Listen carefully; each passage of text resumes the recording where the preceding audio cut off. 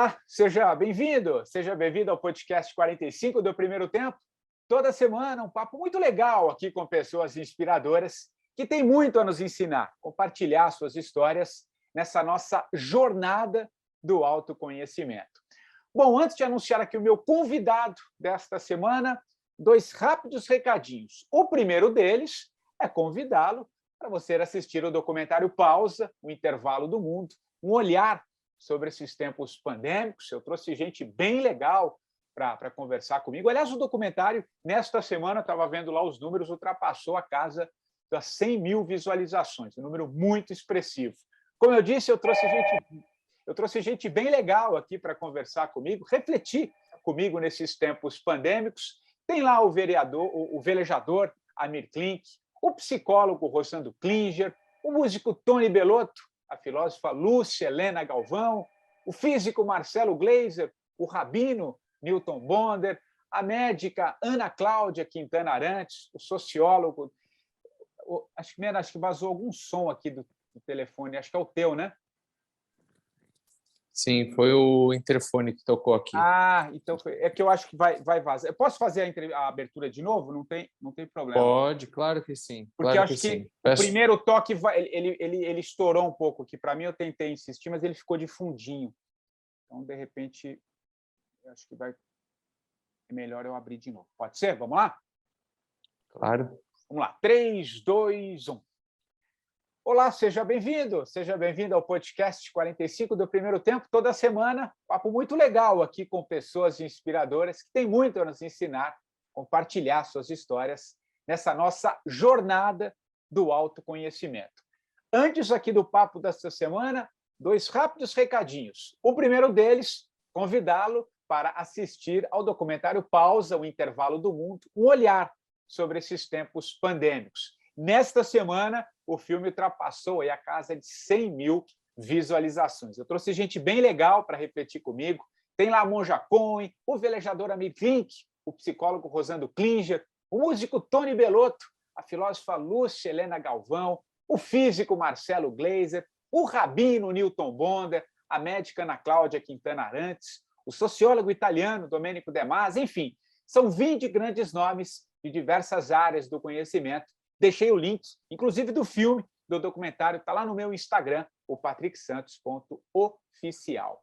Aliás, um segundo recadinho também, você que ouve o 45 do Primeiro Tempo pelo Spotify, você pode avaliar lá o podcast com as 5 estrelas, é bem rápido, está bem no alto assim da descrição de cada episódio e nos ajuda a ranquear melhor na plataforma. E, claro, o podcast chegar para muito mais gente. É só você ir lá na plataforma do Spotify e fazer essa avaliação.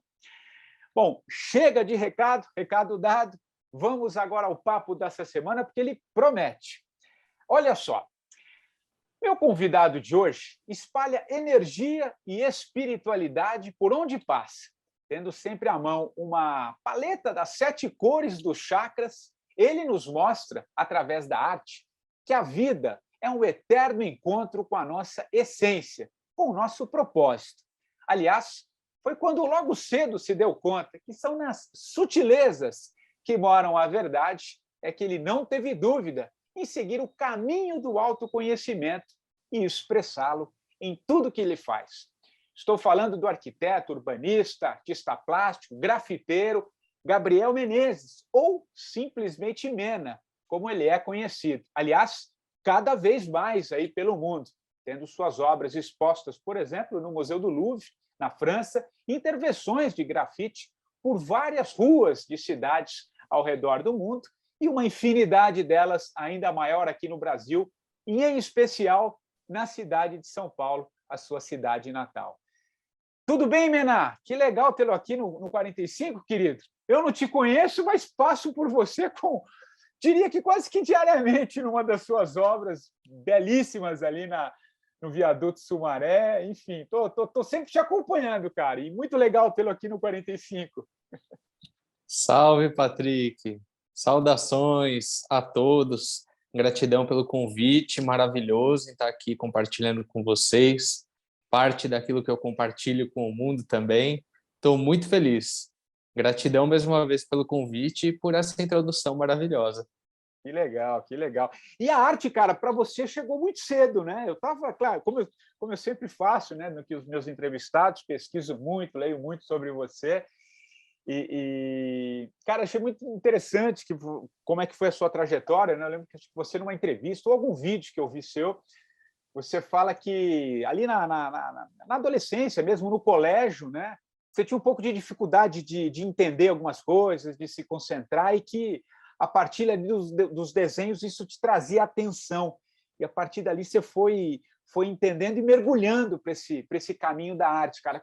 Conta um pouquinho como é que foi essa sua trajetória e como a arte, de fato, pode nos ajudar em muitos dos aspectos, né? A gente, às vezes, vê crianças em colégio com dificuldade de entender certas coisas, talvez a criança não está sendo compreendida, né? Talvez tenha um outro talento, que eu acho que o seu caso, quando eu vi, me ocorreu na hora. Assim, é um típico caso de alguém que tem um belo talento e que, graças aí talvez a sua percepção ou de quem te acompanhou, conseguiu te encaminhar, né? Achei muito legal, e acho que você podia começar esse papo trazendo esse teu olhar aí, a tua história, cara.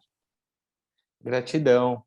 Olha, uma coisa muito pessoal minha, eu sou um navegante de realidades.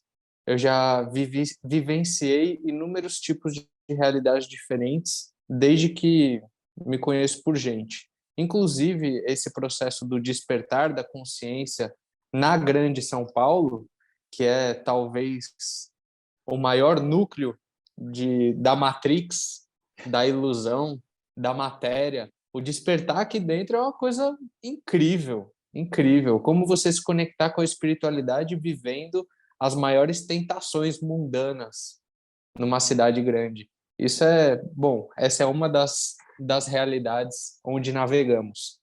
Mas a arte surgiu para mim desde cedo. Minha avó sempre me incentivou muito a desenhar, sentava para desenhar comigo, ela era professora de criança, e minha adolescência também desenhei bastante, e em algum momento eu me afastei da arte. Servi as Forças Armadas, fui oficial do Exército.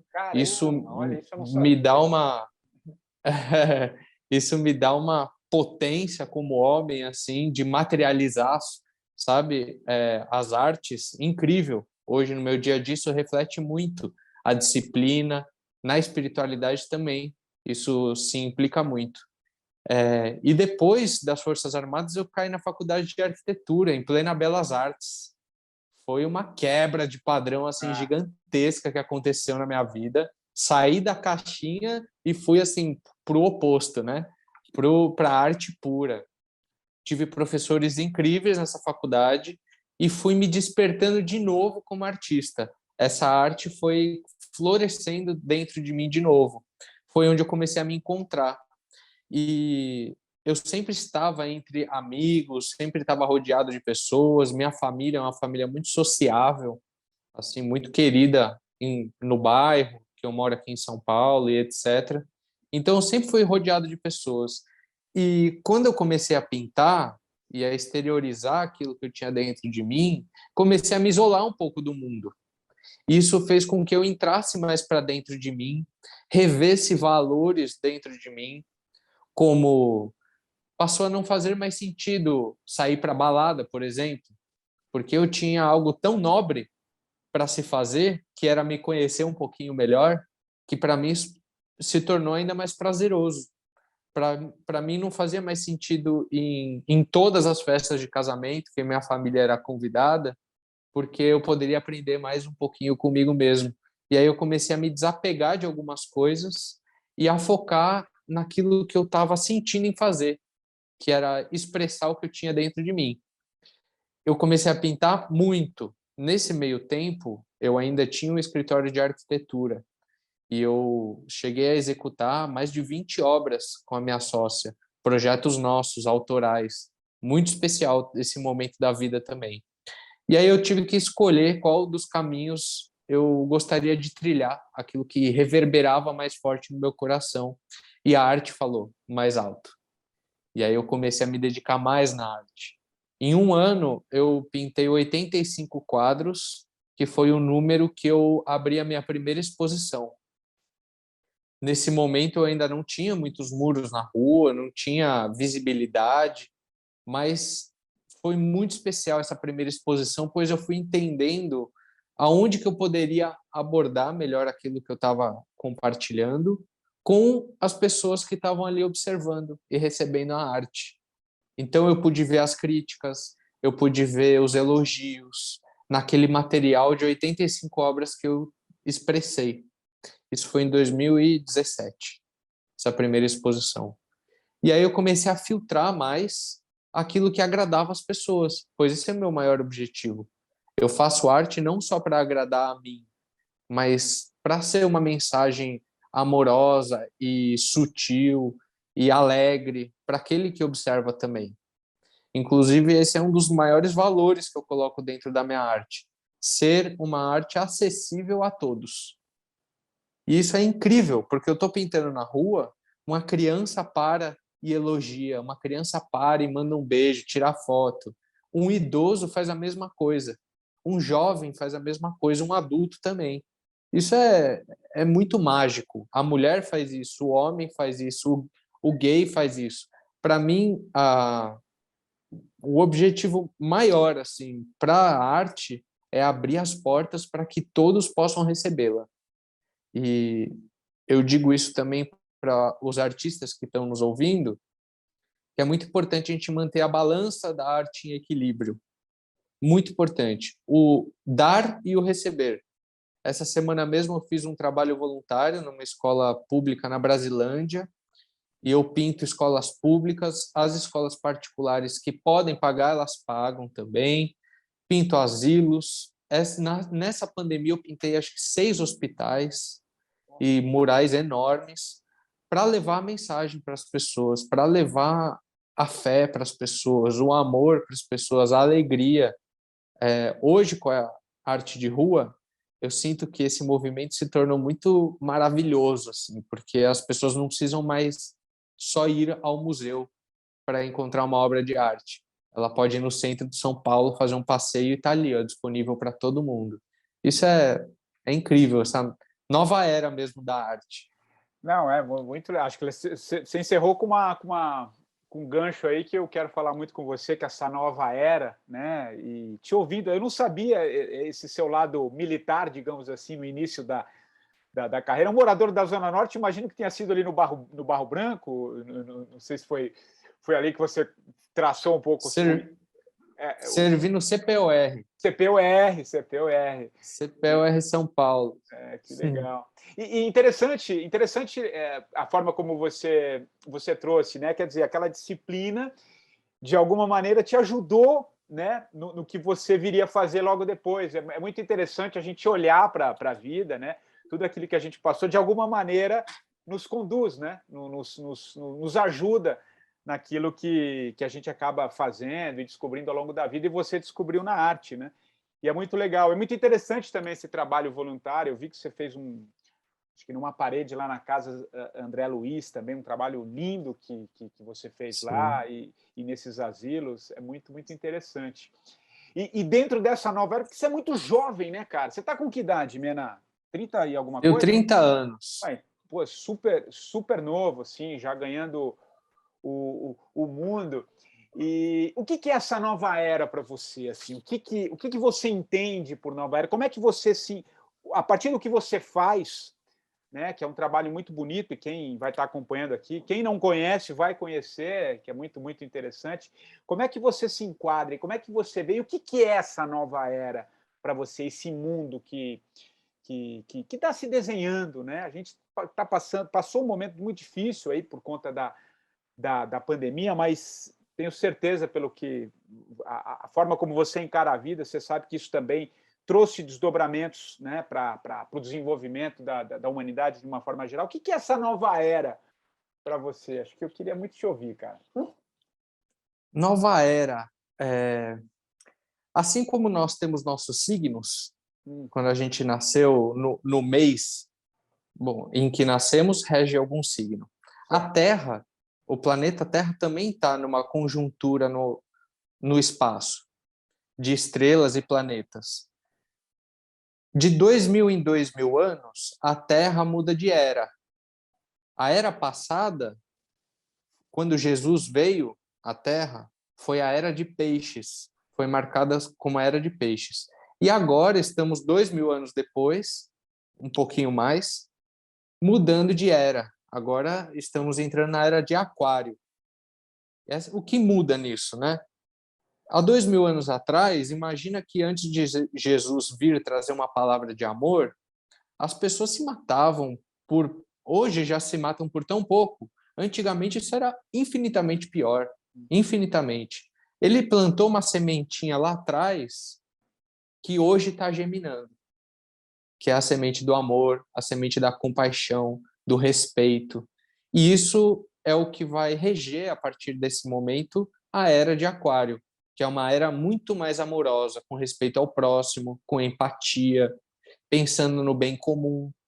Existem algumas pessoas que ainda estão um pouco atrasadas no calendário, mas isso é uma questão de tempo, eu acredito, porque eu já me sinto diferente nessa nova era. Essa era, ela é uma era não só individual, mas é uma era coletiva. Todo mundo está passando por ela. O magnetismo da Terra está se invertendo. As pessoas estão buscando os valores reais do ser humano, se desapegando cada vez mais do mundo material. E isso é uma caminhada muito linda, porque a única coisa que nos fere uns aos outros é a falta de amor. É a única coisa. A falta de amor, de consciência. E eu sinto que essa nova era, principalmente através da tecnologia, ela deu um salto quântico assim na consciência humana. Isso é muito bonito. Pessoas com muita voz estão ganhando ainda mais voz, sabe? As pessoas estão pensando diferente. A televisão já não nos domina tanto como fazia antigamente. Hoje, canais alternativos, como um podcast, um YouTube, são pontuais. A gente consegue investir o nosso tempo de uma forma muito mais sábia, muito mais direta, muito mais certeira. Hoje, documentários, produtos maravilhosos que tem no YouTube, na internet, isso é incrível, nos traz muito conhecimento. E eu sinto que essa é a era do conhecimento. Isso é a expansão da consciência. É mudar o jeito que víamos o mundo por um novo jeito. Um jeito talvez mais apurado, mais sensível, mais aberto, sem tanto julgamento. Ouvir o outro é tão importante quanto nós colocarmos nossa voz no mundo. Tão importante quanto, talvez até mais importante. E sinto que muitas pessoas têm muito para compartilhar. Isso é muito especial. Hoje as medicinas da floresta já chegaram na cidade, por exemplo, a ayahuasca, que é um expansor de consciência. Ela nos permite observar o mundo com outros olhos, principalmente porque isso é desenvolvido dentro da gente. Eu sinto que a nova era é um mergulho interior, sabe? Para a gente descobrir o que viemos fazer nesse mundo, para essa vida não ser em vão, porque essa vida é um sopro, passa muito rápido. E se a gente não aproveitar e deixar um legado maravilhoso nesse mundo, de que adianta a gente estar aqui? E é um presente estar aqui. Um presente. Esse planeta é uma manifestação divina, é pura vida. Para mim é uma honra estar na Terra e estar passando por esse momento de transição planetária, de nova era.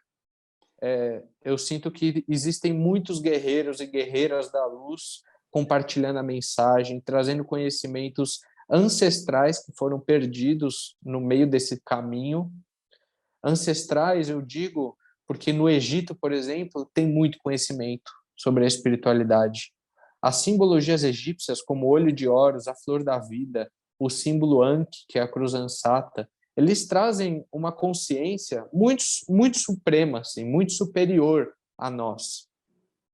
Um exemplo, o olho de Horus, símbolo do Egito Antigo, esse é o símbolo dos sacerdotes. Por quê? Esse olho tá dentro do nosso cérebro. Se a gente cortar o cérebro humano no meio, existe esse olho desenhado no interior do cérebro. E no centro desse olho existe uma glândula que se chama glândula pineal.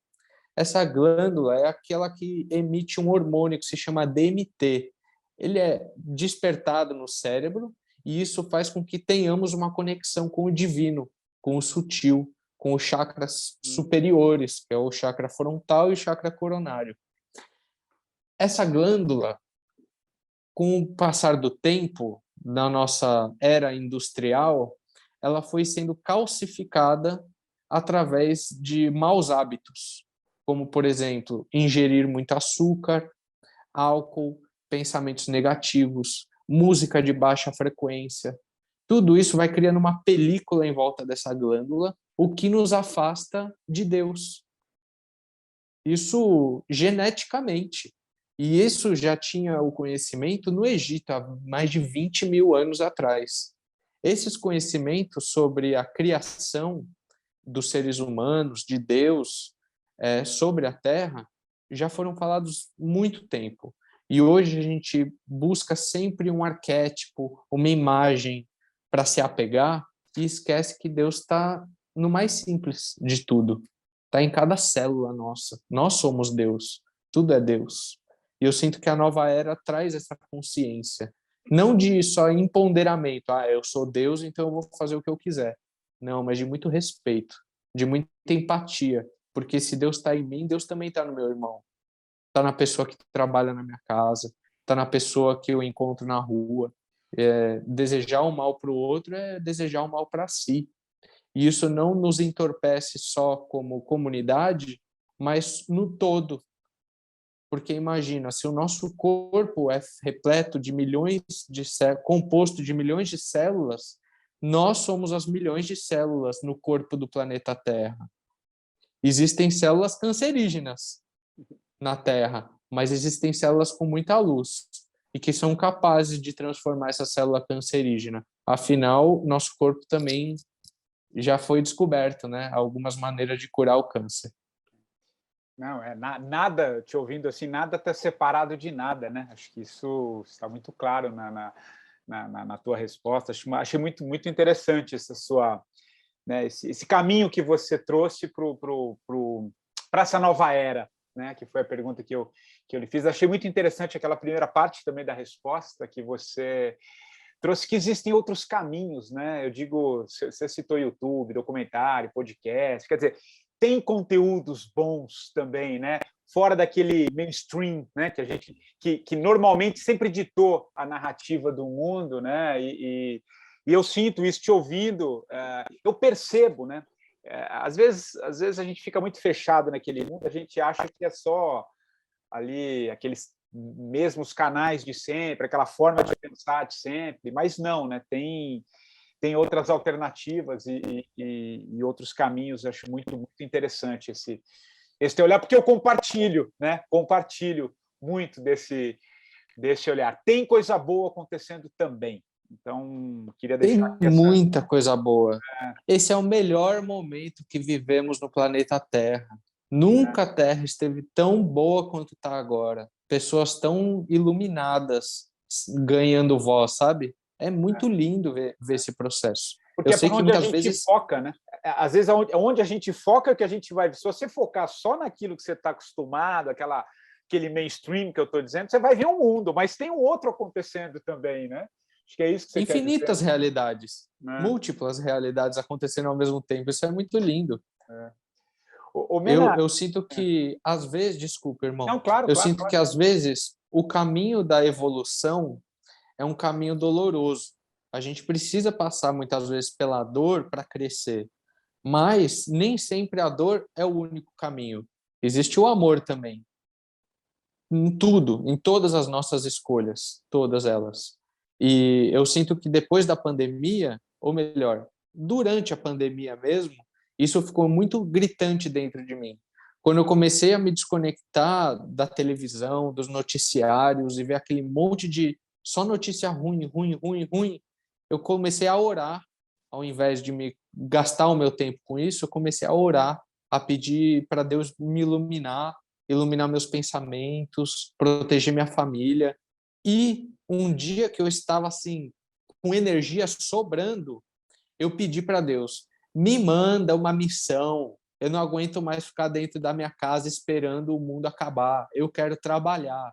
No dia seguinte, eu fui convidado a primeira vez que eu trabalhei na pandemia, pelo Hospital Hemimoimirim, para pintar a fachada toda deles. Eu fiz uma obra gigante lá no Hemimoimirim, e tinham mais de 300 casos de Covid nesse hospital. Estava sendo um dos focos assim de Covid em São Paulo. E eu fui assim com uma garra, com um amor no meu coração, querendo transmitir positividade para as pessoas, que eu nunca peguei essa doença. Nunca. E eu fui em muitos lugares. Muitos. Eu pintei em mais de 200 casas na pandemia. Foi mais de 200 obras eu fiz em 2021. Não, é muito, muito, muito interessante isso. E, cara, uma coisa, sabe o que me ocorreu aqui agora, até te ouvindo, você falou de pintar o hospital, e eu acho muito bonita essa intervenção que você fez aqui no viaduto Sumaré. Para quem está no Brasil ou fora do Brasil, é um viaduto importante que tem aqui na Zona Oeste de São Paulo, uma estação de metrô, né? Tem uma estação de metrô ali, é um ponto alto, uma das vistas mais bonitas aqui, pelo menos que eu vejo da Zona Oeste, né? Mas não sei se você Perfeito. sabe, Mena, ali, cara, também tem muito rapel, né? Tem muito esporte, mas também tem um outro lado muito triste que acontece com aquelas pessoas que chegam ao extremo, que até me arrepio aqui, porque eu recebo muitos relatos, tem até uma comunidade que escreve algumas pessoas que tiraram a própria vida ali, que pulam daquele viaduto, né? Ali tem casos, já ocorreram casos de suicídio, enfim.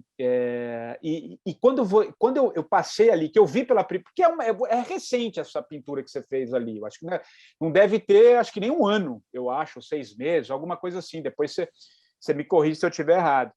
Mas é como se aquela pintura, aquela forma, e visto de cima, traz um sentido de vida, né? É como se trouxe uma outra, mudou o campo daquele local, né, com a obra, né, que tem, é isso que eu estou dizendo, né, tem esse lado muito bonito do que é aquela região, porque é uma região bonita, é uma parte bonita ali da Sim, cidade, sim.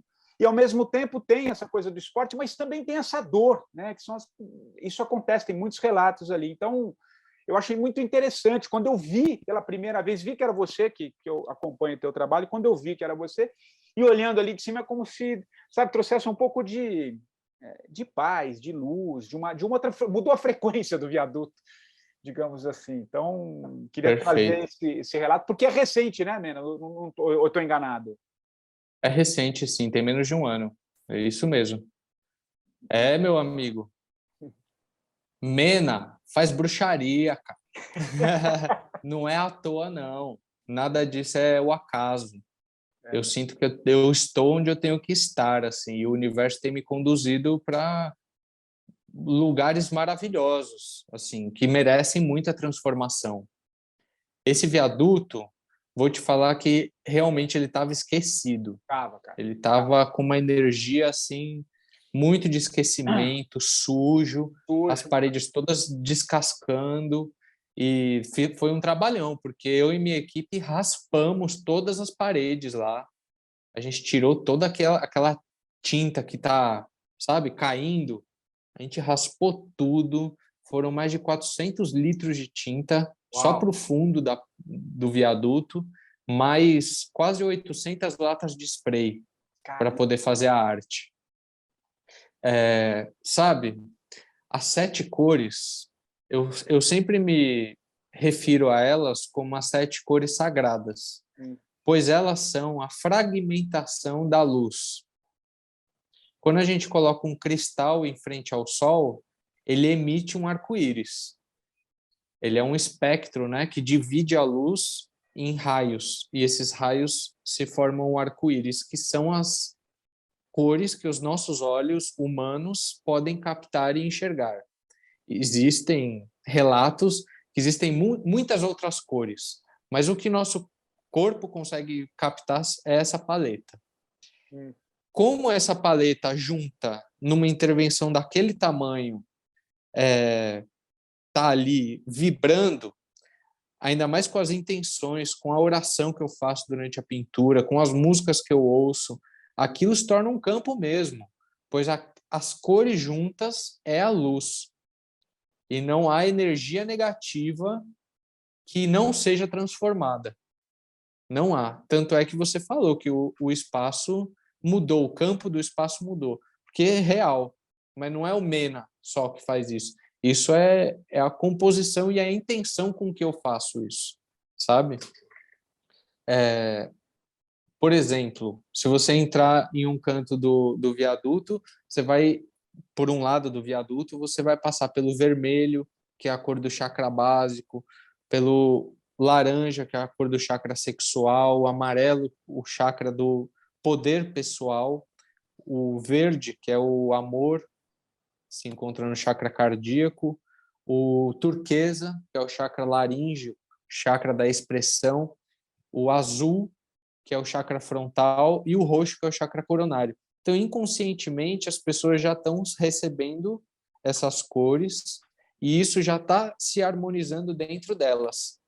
Isso é muito estudado na cromoterapia e essas cores promovem sensações e estados humanos, além de energeticamente somar naquele espaço, né?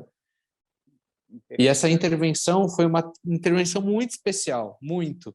Talvez foi uma das maiores, porque ela envolveu mais de 40 órgãos públicos. Caramba!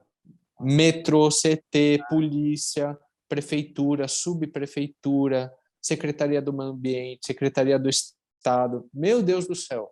Foram 5 meses de reuniões assim quase diárias para a gente poder viabilizar essa intervenção toda e ainda fazer isso de uma forma logisticamente articulada, né? Porque pintar uma obra desse porte não é tão fácil. Precisa interditar vias da rua, e ali é uma via muito movimentada, causa trânsito, as pessoas ficam irritadas. Olha, é bem Não, é eu moro do desafiador. lado, né? Eu moro aqui do lado, então eu sei bem o que você está falando e dou um testemunho aqui de quem passa ali, mudou o campo mesmo, e tudo isso que eu te trouxe, que eu não sei se você tinha conhecimento, que ali também, ao longo da história, ocorreram muitos casos de suicídio, né? Então, ali, quando você muda né, o ambiente, a energia, você renovou, né? Porque você sabe, é uma parte muito bonita aqui da cidade de São Paulo e em especial da Zona Oeste. Muito parabéns, assim, é uma obra que merece. Não sabia dessa magnitude dentro do que você já faz aí aqui na cidade de São Paulo. Tem várias, né? Tem vários murais, vários prédios que você pinta, mas esse em especial, você sabe porque eu tenho essa frequência, eu achei que ficou lindo, lindo, lindo, lindo mesmo. Então, queria deixar esse Gratidão. testemunho também. Ô, Mena, Mas olha, em São Paulo, eu tenho não, 2 focos de obras em São Paulo, na Zona Norte e no centro de São Paulo. E tem uma explicação. A Zona Norte foi onde eu comecei a pintar mais, assim, porque é da onde eu venho, é onde eu nasci. E eu ouvi uma vez, talvez até tenha sido numa palestra da Lucilena Galvão, ela dizendo que a transformação ocorre de dentro para fora. é isso. Então, primeiro eu vou mudar o meu bairro, onde eu nasci. Depois eu expando para o mundo. E assim eu fiz, através desse ensinamento. E o centro de São Paulo, porque o centro é o coração. E o coração de São Paulo, infelizmente, é onde a cidade está mais doente. Então eu tento fazer o máximo de obras possível no centro, para elevar a vibração do centro e do coração da cidade de São Paulo, com essa intenção. Não, e é interessante isso que você falou, né? Da gente mudar, começa ali, né? Na sua região, no seu bairro. Às vezes a gente tem uma falsa ideia que a gente quer mudar o mundo de uma maneira. Começa por você, né? Começa. Eu falo muito isso, porque não só porque eu trabalhei com jornalismo político, imagina, durante 20 anos da minha vida, hoje eu estou em outra área, mas a gente, não, porque o problema é aquele presidente, aquele governador. Eu não estou negando que são ruins, fazem Que coisas há um ruins, problema, né? é real problema, mas quando eu olho para ele, o que eu posso curar em mim? Né? Acho que esse é o grande lance, que a gente começar a mudar nos pequenos atos, nas pequenas regiões, e depois isso vai criando uma amálgama, né? Isso vai espalhando, que faz uma mudança num nível maior. Mas enquanto a gente não mudar, como você bem disse, por dentro, né? Mudar os pensamentos, mudar a forma de enxergar, dividir menos, né? A gente tem uma mania de dividir, para entender, a gente divide o tempo inteiro, né? se a gente entender que a questão ela é muito mais ampla, né? Ter sempre um olhar mais sistêmico sobre as coisas, você muda Perfeito. completamente a forma de entender e encarar as coisas, né? Acho que isso faz parte dessa nova era. Mas o que eu ia te perguntar, Mena, assim, te ouvindo também, acompanhando um pouco a tua história e esse seu relato das cores, né, que eu até citei na abertura aqui, você falou dessas paletas, essas 7 cores, né, que simbolizam os chakras, né? Como é que isso surgiu na sua arte, cara? Como é que isso foi brotando em você, em tudo que você foi fazendo? E se você já tinha esse despertar já desde a adolescência, desde a infância? Como é que isso brotou de uma forma tão rica, tão visível, tão espiritual na tua obra? Porque tua obra ela é muito espiritual nesse aspecto, né? Foi num determinado momento ali. Como é que você sentiu isso? Como é que isso se incorporou, cara? A espiritualidade sempre esteve muito presente na minha vida. Eu tinha meu primeiro altarzinho, eu lembro muito bem, com 7 anos de idade. Eu acendi um incensinho e sempre imagens egípcias ali no meio. Sempre me conectei muito com o egípcio. Minha família é católica, né? Então, desde pequeno eu ia na missa, primeira comunhão, e eu adorava, sempre gostei muito. Meu sonho era ser coroinha, sabe? Umas coisas assim. Muito gostoso. E quando eu entrei na Umbanda, foi na minha época de faculdade, eu estava em busca da espiritualidade e me conectei muito em um terreiro que eu fui, e eu comecei a ir toda semana durante 3 anos, fiz curso lá dentro, e o arco-íris despertou quando eu me conectei com a Umbanda especificamente. Mas antes das 7 cores, eu pintava desenhos animados, que era o que eu sabia desenhar. Ah. Então eu espalhei desenho das antigas, nostálgicos, em vários lugares aqui de São Paulo. Pintei Gênio do Aladim, pintei Ligeirinho, Johnny Bravo, os Simpsons. E aí Simpsons, foi através dos Simpsons é. que eu tive um insight que as pessoas se conectavam, todas as idades se conectavam com os Simpsons, os adultos, as crianças, e aí eu comecei a pintar só Simpsons. E aí eu falei, vou ficar fazendo só Simpsons? Aí eu peguei rosquinha, e através da rosquinha foi que eu dei um salto na arte, porque eu passei a espalhar rosquinha assim por São Paulo inteira. Foi aí que o Mena ganhou nome em São Paulo. Depois disso foi que surgiu as 7 cores, e aí minha arte assim mudou totalmente de rumo, totalmente. Saí de uma bifurcação, sabe? Dei a ré e fui para o outro lado da bifurcação. E depois que eu estava na Umbanda, estudei muito sobre os raios, porque na Umbanda também tem os 7 raios dos orixás, dos guias, mentores espirituais. Fui me conectando cada vez mais e fui me abrindo mais para as oportunidades que vinham. Aí eu comecei a estudar sobre o hinduísmo, comecei a me aprofundar mais sobre os símbolos do Egito, sobre o budismo com a monja Koen, que surgiu na minha vida e, nossa, num momento muito certeiro, muito certo. Sou muito grato a ela. Estudei muito sobre espiritismo de Allan Kardec. E aí eu fui me encaixando em vários mundos diferentes e fui trazendo aquilo que mais ressoava dentro do meu coração para a arte. Por exemplo, eu já pintei os 7 chakras, que é hindu, né? É um conhecimento hinduísta, na 23 de Maio, que é uma das avenidas mais movimentadas aqui de São Paulo, e trazendo esse conhecimento hinduísta. Já fiz pintura de Om Mani Padme Hum, que é o mantra da compaixão. Já pintei um monte de flor da vida, que é símbolo egípcio. E por aí vai. Aquilo que já pintei Espíritos Santos, inclusive em outros países. Aquilo que mais ressoa no meu coração e o que eu sinto e compartilhar naquele lugar eu trago. Às vezes só com as cores, às vezes através de um símbolo sagrado, de um conhecimento antigo que está ressoando muito no meu coração.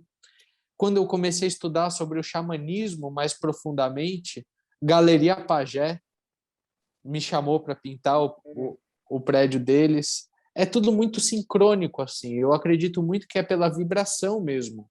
Olha, estou aberto e estudando sobre o xamanismo. Pá! surge um monte de obra, um monte de proposta para eu pintar sobre esse tema. Esse cocar aqui que eu estou usando, que você está me enxergando aqui, por exemplo, é o cocar da Galeria Pagé. E por aí vai. E a vida é muito bonita, ela nos conduz. Aliás, na Galeria Pagé, ou ali perto, tem uma obra tua também, eu não sei se é na frente ali, de um índio, né? De frente para uma Uma fogueira. fogueira? Aquela obra é muito bonita e é interessante essa coisa do contraste, porque está bem no centro, né? Ali é uma luz, né? E acho que ele meio de lado, assim, olhando para a fogueira. É muito bonita essa obra e traz um contraste, como você bem disse, da região central, né? Que é a região aquela mais antiga, onde normalmente é mais sujo, mais poluído, né? Essa obra também é muito... É rato pra caramba, que você não imagina. Imagino. Juro. Imagino. Juro. Né? E o lixo na rua, meu irmão, vinha aquela retroescavadeira tirar de lixo. O lixo, assim, encostava 3 caminhões de lixo e enchia os 3. Caramba. É um absurdo. Aquilo no meio da cidade, aquele centro tão lindo. E, bom, realmente é um pouco destoante, mas eu sinto também que foi uma balança de equilíbrio, trazer uma consciência xamânica para aquele lugar, trazer a conexão, tipo uma mensagem, um estralar de dedos, assim, sabe? Volta às suas origens, sabe? Não se perca tanto nesse mundo material. Foi muito especial ter feito essa obra. Foi incrível. Ô, Mena, fala um pouquinho disso que você acabou de dizer na resposta anterior, cara, sobre sincronicidades, assim, como é que você foi sentindo isso acontecendo na sua vida? Porque esse momento que a gente está vivendo também, né, parece que isso está mais latente para quem se permite conectar, entrar um pouco nesse campo, digamos assim. Fala um pouco sobre isso, cara, sobre essa sutileza, sobre sincronicidade. Você trouxe esse exemplo, você está pensando uma coisa, aí logo na sequência vem convites para você fazer aquilo. Que tipo de orientação, o que você falaria para quem está nos ouvindo e sente isso de alguma maneira? É legal você contar um pouco o teu olhar sobre isso, acho legal. Perfeito. Bom, algumas pessoas daqui que estão ouvindo, com certeza tem um iPhone ou um smartphone. Esse iPhone ou esse smartphone tem uma antena dentro dele. Antigamente a antena era para fora do celular, né? Hoje a gente não vê a antena. Pois bem, o corpo humano também tem uma antena, e é aquela tal daquela glândula pineal que estávamos falando sobre o olho de Horus. Essa glândula pineal é a antena que nos conecta com o todo. Quanto mais aberta e descalcificada essa glândula está, mais sutil e mais elevada é a frequência com a qual a gente consegue entrar. O que é frequência? O que é vibração? Vibração é aquilo que o nosso corpo vibra. Nosso corpo está vibrando, as moléculas estão vibrando o tempo inteiro. Pode estar denso ou pode estar sutil. O denso não é ruim, mas é mais próximo da matéria. O sutil está mais para o campo espiritual, está mais para um campo sensível, que não é observado muitas vezes a olho nu, mas apenas sentido. E para sentir, essa glândula precisa estar um pouco mais apurada. Isso é vibração. A frequência é a frequência que o nosso corpo vibracionalmente atinge. É a mesma coisa que conectar o rádio na AM e na FM. Quando a gente está com essa frequência também mais elevada, quando o nosso corpo está vivo, feliz, quando a gente está conectado com a gente mesmo, com a espiritualidade, com aquilo que a gente acredita ser verdade, isso é muito importante também, a gente está aberto a entrar em frequências mais sutis, que são frequências de ideias. Essas ideias estão como nuvens, assim, o tempo inteiro percorrendo a gente. A partir do momento que a nossa vibração chega num ponto e a gente atinge uma frequência mais elevada, aquela ideia está disponível agora. Já aconteceu inúmeras vezes, inúmeras, não é uma e nem duas, são muitas, de eu pensar numa arte, de eu criar uma arte, não materializá-la. Daqui a 2, 4, 6 meses eu entro no Instagram e vejo que um artista materializou. Não é possível. Não é possível. O cara pegou a ideia lá do outro lado do mundo. Que coisa maravilhosa. E esse é o campo das ideias. Esse é o campo da criatividade que está à disposição de todo mundo. Muitas pessoas chamam essa energia de prana, ou que é no hinduísmo, ou de chi, que é na medicina chinesa. O chi é a energia vital, é a energia que está no todo e que está à nossa disposição. Só basta, através dos nossos hábitos diários, elevarmos mais a nossa vibração. Escolher o tipo de alimento que nos alimentamos, tomar água, muita água, pensamentos positivos, fazer um exercício físico para ativar o seu corpo físico, afinal, ele é também a sua antena. Tudo isso é uma série de coisas que a gente pode substituir na nossa vida, que muitas vezes, ao invés de ficar 3 horas na frente do Netflix assistindo uma série, fica uma, e as outras 2 horas se dedica para fazer uma meditação, ou estudar sobre algum conhecimento especial, dar uma corrida num parque, visitar a natureza. Isso é muito importante para a gente ir se conectando com essa energia sutil que nos cerca, pois assim somos criadores. Não para, não para. A criatividade está sempre aí à disposição. E é dessa forma que a gente ajuda a melhorar o mundo. Interessante, interessante, né? Que é fazer o seu papel também, né? De se conectar, de se preparar um pouco nesse aspecto, né? E achei interessante isso que você falou dessa. Olha, gozada, agora eu acabo de olhar aqui na minha janela. Eu moro aqui em São Paulo, na Zona Oeste, mas tem um pássaro aqui flanando, ó, muito aqui do lado. Eu estou numa área, né? E acho que o próprio flanar já dá uma ideia da sutileza, bem aqui do lado, né? Bem na hora que eu olhei, que acho que tem um pouco a ver com isso com que você falou. Mas essa ideia, aquilo que te veio como imagem, depois, 6 meses depois, você viu que um outro artista foi lá e materializou, digamos assim, baixou um download e fez. Me remete, eu queria te ouvir, estender um pouquinho mais esse assunto, que é sempre uma área que eu gosto bastante. Nos dá a entender que isso já existe, né? Que tá nesse campo, né? Que você, na verdade, você é um canal que vai e traz, né? E vindo de um artista, né? Como você, falando isso, ganha mais peso, né? Porque é como se você ali na sua rotina, na sua arte, você se preparasse para ir buscando isso que, na verdade, é claro que é seu, né? Mas ele também é desse maior, desse todo, né? Que você vai lá e capta. Então, acho interessante, acho que você podia falar um pouco sobre isso também, e como tudo, de alguma maneira, está aqui, né? Tá rodeando, né? Então, às vezes, uma ideia, algum projeto que tem, um sonho, né? Que é possível, né? Porque, às vezes, a gente fica muito naquela... como eu digo, né? A gente às vezes separa, a gente vai lá e corta, e não, isso aqui é muito esotérico, né? Rola muito esse papo, né? Isso é muito esotérico, como se a pessoa não entendesse nem o que é o sentido do esoterismo. Não, eu acredito na ciência, como se a ciência não tivesse que alcançar certas coisas que a própria sutileza vai dizer, né? Existe uma ciência da espiritualidade também, mas a gente fica muito naquela coisa concreta, aquela coisa cartesiana, achando que é assim, assado, né? E aí você perde a oportunidade de alçar esses, digamos assim, esses voos que me ocorreu muito nesse exemplo que você acabou de dar aí, desses 6 meses depois alguém foi lá e materializou. Fala um pouquinho sobre isso também, Mená. Perfeita a sua colocação. Inclusive, acho que está muito dentro da nova era também. A ciência e a espiritualidade caminharem juntas. Porque não há separação entre elas. Não há. O corpo humano é pura espiritualidade. É pura manifestação de Deus. É incrível, incrível. Bom, sobre o campo, né? Esse campo de ideias. Eu não me considero dono da arte que eu realizo. Eu não considero que a arte que eu realizo é a minha propriedade. Eu sinto que eu sou um intermediador.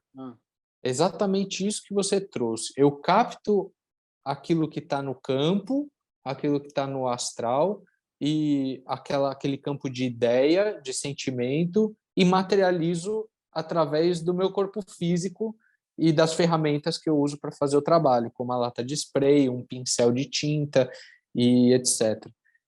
Eu me sinto assim, e eu me coloco assim todos os dias. Deus, me usa porque eu estou aqui para servir como um canal. O que eu preciso passar para as pessoas?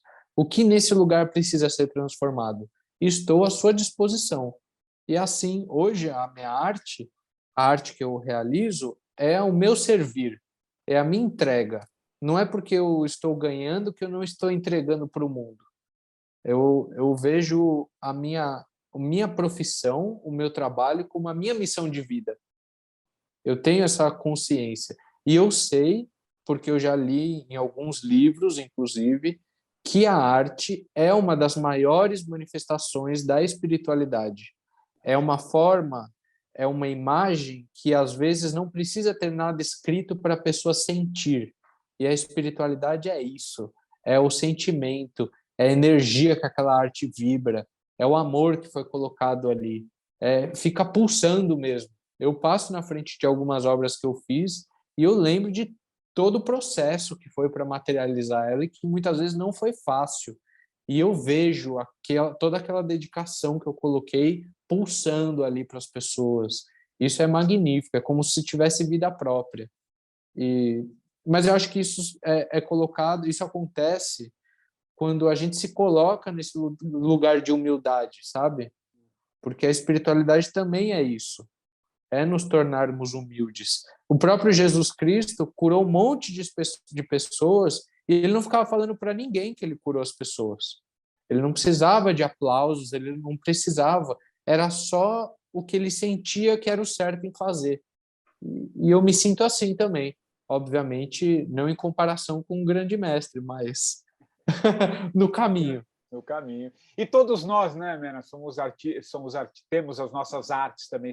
Somos capazes de buscar cada um dentro da sua área, porque às vezes a gente acha que não, aquele é um artista, eu não sou. Não, todos nós, de alguma maneira, Todos somos. temos as nossas potencialidades, né? Isso é... Com certeza. E existem pessoas com dons diferentes. Esse é o negócio. E a pessoa que não tem dom, ela tem o dom de não ter dom, porque todos nós temos. Essa é boa, essa é boa. Todos nós temos. E quando a gente coloca o nosso dom para o bem da humanidade, e não só em benefício próprio, é muito lindo, porque todos os caminhos se abrem. É muito bonito. Eu vejo que Deus fica muito feliz. Eu sinto ele se manifestar.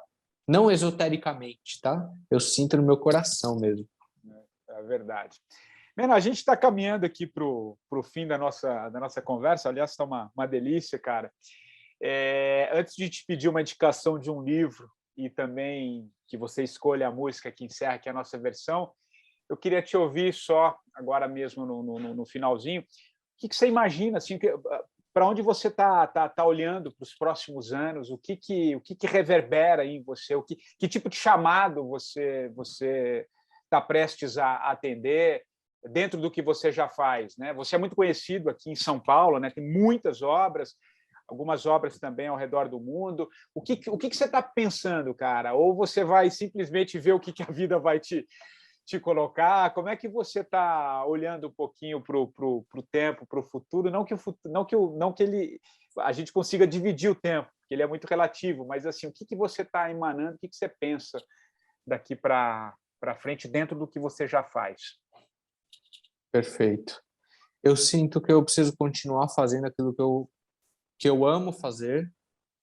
Quero cada vez mais fazer trabalhos voluntários em escolas, hospitais, porque eu sinto que isso realmente muda muito o dia das pessoas. Isso ajuda muito para a cura interior delas. E o meu foco hoje é no Brasil, porque eu sinto que o nosso país ele precisa desse carinho, ele precisa dessa energia positiva.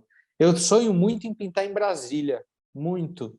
Quero muito deixar uma obra lá, um símbolo sagrado, para poder trazer boas vibrações, boas energias para iluminar a cabeça dos nossos políticos, iluminar o coração deles. Eu sinto esse chamado muito forte. E em agosto eu vou fazer uma exposição aqui em São Paulo, no bairro do Morumbi. Quem quiser, será um prazer receber a todos, com obras novas, novas visões sobre o mundo, temas sobre o xamanismo, sobre animais de poder. Está muito especial essa exposição, vai ser incrível. Vão ter muitas vivências lá, inclusive. E eu sinto também navegar nesse flow, sabe, irmão? Porque a onda, ela tá aí acontecendo, e se a gente não pega a prancha e cai na onda, a gente às vezes perde um pouco, né?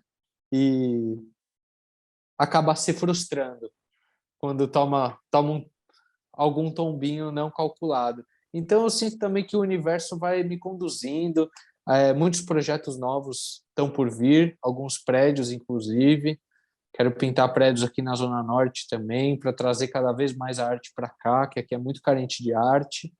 E vamos somar, sempre somando. Comecei a conduzir novamente vivências presenciais, xamânicas, transmitindo conhecimento xamânico ancestral, siberiano, lá da Sibéria, que eu fui aprender.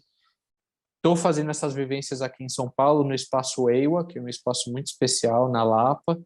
E estamos aí, de peito aberto, olhar altivo, pensamentos nobres para todos os projetos e missões que o mundo e esse universo lindo entregar. Foi um prazer, viu, falar com você. Que legal. Fazia um tempo que eu não participava de um podcast. Pois Hoje eu é. estava bem falante, né? Falei pra caramba. Foi uma delícia, foi uma delícia. Tenho certeza que muita gente curtiu também. E eu estou curioso para saber, cara, assim, que livro que você indica, assim, que referência você traz e por que ele te marcou? Eu estou citando aqui um livro porque é a maneira como eu... Ou se você quiser citar alguma outra coisa também. E depois uma música, cara, uma música que encerra. Você falou de música como frequência, né? Achei interessante essa coisa de você também pintar, né? Tendo a música ali de fundo, né? Que emana um pouco a frequência no teu trabalho também. Então, tô curioso também para essas duas escolhas aí, ou livro, ou alguma outra coisa, ou a música também para encerrar, cara. Olha, eu gostaria de compartilhar 2 livros e uma música também, como seu pedido. O primeiro livro é para conectar a gente bem com a terra mesmo, que é O Guardião da Meia-Noite, um livro de Rubens Saraceni, editora Madras. Um livro maravilhoso que conta a história de um guardião e conta a história...